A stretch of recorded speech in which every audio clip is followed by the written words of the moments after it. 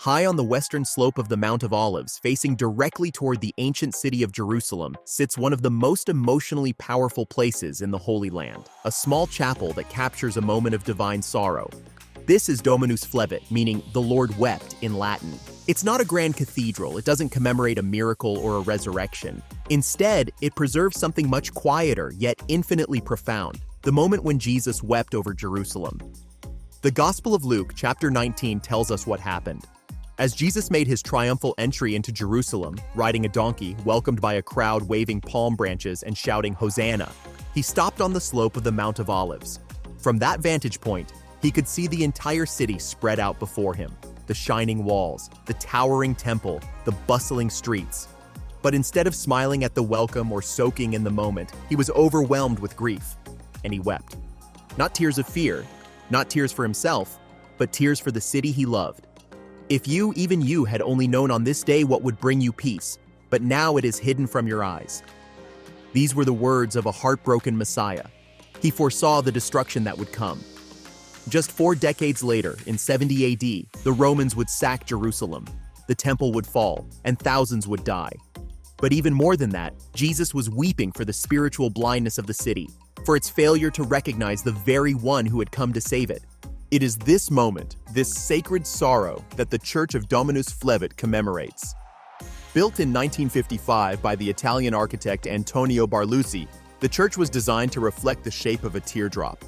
Every element of the structure was created with symbolism in mind. Its unique roof curves downward like a falling tear, and the interior is simple, drawing the visitor's attention to what truly matters: the view through the large west-facing window.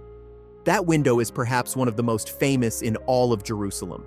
It stands directly behind the altar, perfectly framing the Temple Mount and the golden dome of the rock in the distance. It's an image that echoes what Jesus himself would have seen 2,000 years ago. The alignment is intentional. It's as if you are standing exactly where he stood, seeing the city as he saw it, and understanding, if only a little, why he wept. Beneath the modern chapel lie layers of history.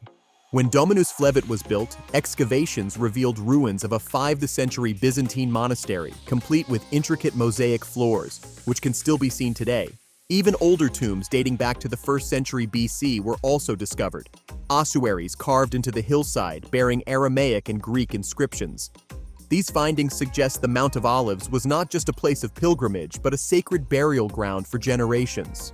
Today, the Jewish cemetery that stretches below the church remains one of the oldest and most revered in the world.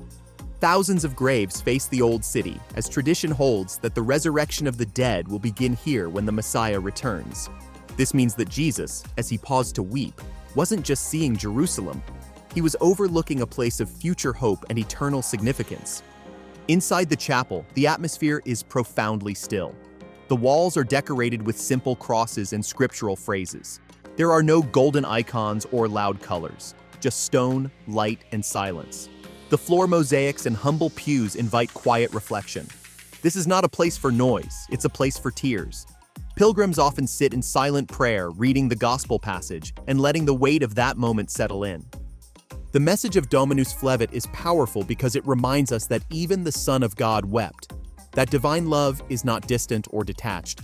It feels, it mourns, it aches for what could have been, and yet even in that sorrow, Jesus continued down the mountain. He didn't turn back. He walked into the city, knowing what would come: betrayal, suffering, and death.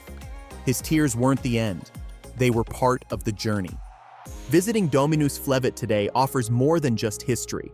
It offers a chance to pause in a place where eternity touched the earth, where God looked at a city full of promise and pain and responded not with anger, but with tears.